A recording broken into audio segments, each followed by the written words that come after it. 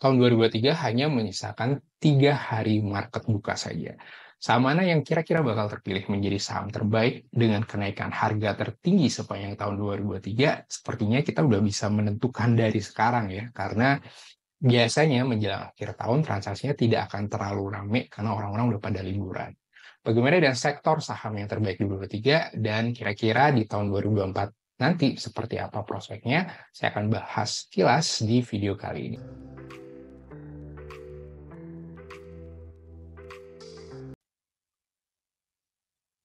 Hai, ketemu lagi dengan saya Ngurah dari Pintar Saham, tempat kamu dapetin insight investasi yang bisa bikin kamu cuan. Kali ini langsung aja bahas saham-saham apa aja yang menjadi saham terbaik di tahun 2023.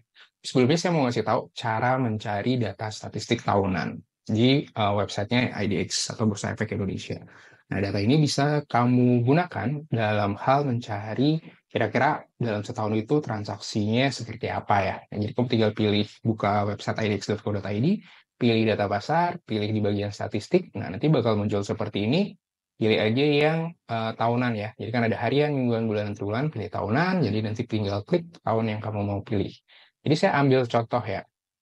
Saya ambil yang 2022. Nah, jadi dia bakal lengkap banget. Itu ada 231 halaman dengan detail sama. Salah satunya yang ingin kita bahas kali ini adalah the best saham dan kenaikan harga tertinggi sepanjang tahun. Dari ini 2022 ya, tapi kita coba langsung dulu ke 2023. 2023 saya bakal carinya di TradingView. Oke, sekali lagi, meskipun ini baru tanggal 26, ya, artinya masih ada 3 hari market buka ya, 27, 28, 29. Jadi sepertinya sih kalau ngelihat trennya dalam beberapa tahun terakhir, akhir tahun tuh cenderung lebih sepi dibanding biasanya karena udah pada liburan. Tapi ya siapa tahu kan ada perubahan. Tapi at least posisi tanggal 26 Desember ini terlihat year to date performance-nya.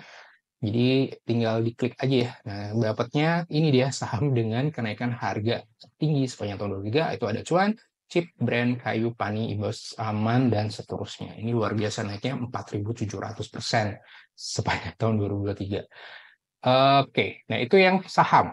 Sedangkan dari sisi sektor sendiri, ini gampang juga cara nyarinya. Kamu tinggal, kalau di TradingView tinggal ketik aja IDX, nama sektornya. Dan ini saya compare seluruh sektor yang ada dengan IHSG ya. Kalau IHSG di sana namanya komposit.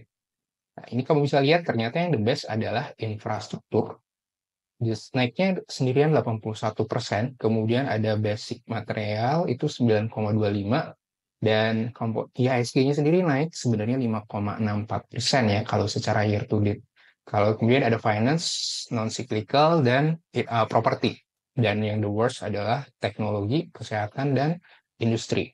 Jadi sebelumnya menariknya adalah sebelum akhir tahun atau beberapa bulan sebelumnya, sebenarnya yang in adalah transportasi, seingat saya waktu itu. Jadi beberapa kali saya mengecek data beberapa bulan, sebelum si brandnya muncul, itu selalu yang juaranya itu adalah transportasi. Kalau nggak transportasi, di 2003 ya, ada transportasi, properti juga lumayan, dan finance. Tapi karena dolarnya naik ketika waktu itu, semua pada drop, dan ya yang beda hanya di sektor infrastruktur ini karena ada Barito Renewable Energy. Jadi dia naik sendirian, itu sektornya 79%. Tapi berdasarkan pengalaman, ketika ada satu sektor yang the best di tahun ini, cenderung di tahun depan dia tidak bakal menjadi yang the best, atau malah kebalikannya atau the worst-nya. Itu kecenderungan ya beberapa 3 tahun terakhir yang saya lihat. Jadi kita coba lihat perbandingannya ya. Karena kalau kamu masih ingat di 2020 kan yang heboh adalah kesehatan, 2021 adalah bank digital, yang 2000 atau teknologi. Kemudian di 2022 energi, ada batu bara, bumi dan sebagainya. Kemudian di 2023 ya renewable energy, jatuhnya dia ke infrastruktur sih ya. Jadi bukan sektor energi. Oke. Ya, ini saya balik lagi lihat ke sini. Nah, jadi saya mau coba ngasih tahu, kalau dia menjadi saham yang terbaik di tahun ini, maka kecenderungan dia tidak akan menjadi saham yang terbaik juga di tahun berikutnya. Simpel itu ya. Jadi kalau kamu cek di tahun 2022 itu ada ADMR, Bian, Pani, Raja, RMKE, KRYA, dan sebagainya bisa kamu lihat di sini. Nah, kalau kita perhatiin di 2023 yang masih lumayan pergerakannya adalah yang Pani aja ya, karena Pani kan lumayan tuh naiknya tahun ini. Itu pun karena ada yang menurut saya lebih ke sentimen itu aja ya, ada lahannya dan sebagainya, NAP propertinya yang dimiliki yang bagus. Ini 2022. Nah, sekarang saya coba compare yang 2021. Ya, nah ini 2021 yang the best-nya itu bahkan ada nama Berkah Beton Sadaya yang tahun 2023 ini salah satu yang the worst, bahkan harga sahamnya udah balik ke Rp50. Kemudian ini bank digital ya, si BBHI, ada bank digital juga. Menariknya Pani masuk 10 besarnya ya, dua tahun terakhir dia masuk 10 besar dan di 2023 dia masuk lagi. Ya, dia bahkan untuk saat ini di posisi 5 yang terbaik atau peringkat apa kenaikan harga sahamnya tertinggi. Itu naik 397% sih Pani. Wah, menarik sih ya. Eh, jadi berdasarkan perhitungan saya, kalau dia 3 besar, kecenderungan sangat sulit balik menjadi the best-nya. Nah, ini Pani masuk 10 besar 3 tahun berturut-turut jadinya sih Pani ya. Dan untuk 2020 itu ada Bank Jago atau Arto. Ini ya, top gainer stoknya itu bahkan naik sebesar 821%. Dan sisanya, bisa kamu lihat di sini, kayaknya nggak ada kehidupan lagi ya di tahun 2023 ya. Kecuali ya sesaat aja ada Kimia Farma, sesaat kemarin aja itu pun karena ada isu COVID dan sebagainya, Bank BRI Syariah dan sebagainya. Nah ini ya, ini yang 2020. Nah ini kalau kamu lihat kan kecenderungannya setiap tahun itu selalu ada temanya, selalu ada siklusnya.